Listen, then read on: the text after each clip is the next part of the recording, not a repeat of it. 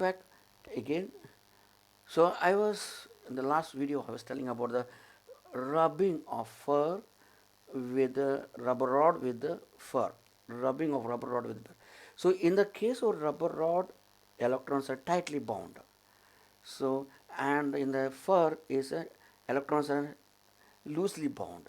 So when you rub a rubber rod with the fur cloth, so electrons transfer to rubber rod. So rubber rod becomes rubber rod becomes negatively charged, and this becomes a fur become positive because it's a electrons are transferred from fur to rubber. So similarly, whenever electrons are transferred, the one which is getting more electrons become negatively charged. One is having less number of electrons, that becomes positively charged. Thus, fur in turn has a deficiency of electrons and is most positively charged. If you find a glass or rod and plastic rod of the silk, if you rub a glass or a plastic rod with the silk, you will find which becomes positive charge. The silk has a greater affinity for electrons. The silk will absorb electrons than the glass or plastic rod. So electrons rubbed off the rod onto the silk in submarine. So in the case of silk and rubber rod or plastic rod, electrons are rubbed. The silk has got more affinity towards. So silk has become negative charged. Silk will become negative charged, and rod, either plastic rod or what is that, rubber rod, become less deficiency of electrons, so it becomes positively charged. So in summary, say an object that has unequal number of electrons and protons is electrically charged. Very good.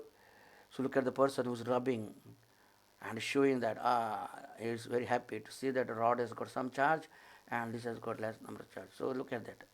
Is it not any teacher of the school? I don't know. So an object that has unequal number of electrons and protons electric charge. If there is more electrons than proton, object is negatively charged, and it is fewer electrons than proton, then it is a positively charged. Notice that electrons are neither created nor destroyed. So in any cases when they transfer electron from one object to another, the number of charges total in the system remains constant. So it obeys law of conservation of charge. The total number of annual charge remains constant. So in the figure, the person who is the master, electrons transfer from the fur to the rod. Rod is then negatively charged, then fur charged. So he is very happy to see that fur is a rod is a becoming negative, and uh, fur become positive. Very nice. So there is a here, and also any object is electrically charged as excess of differences of number. You must remember one thing: one which is a deficiency of electrons, they are positive charge. One is an excess number of electrons, then it's a negative charge. Charge of the object, a whole number, multiple charge electron. It cannot have a charge equal to charge of 1.5. Also, it's a whole number. All charged object to do have a charge that is a whole number, multiple of a charge of single electrons. That means you can have only charges of 1e, 2e, 3e, not like a not. This can have, but not 1.5e or 0.5e, no fractional. So it should be a whole number, 1 time e, 2e, 3e, like that. Okay, you see the question here. If you scuff electrons onto your feet while walking across a rug, are you negatively charged or positively charged? So you can answer this question depending on what I explained in the above. It's left as an assignment for you. So I can give the clue that is a saying um, the fur transfers electrons to the rubber rod.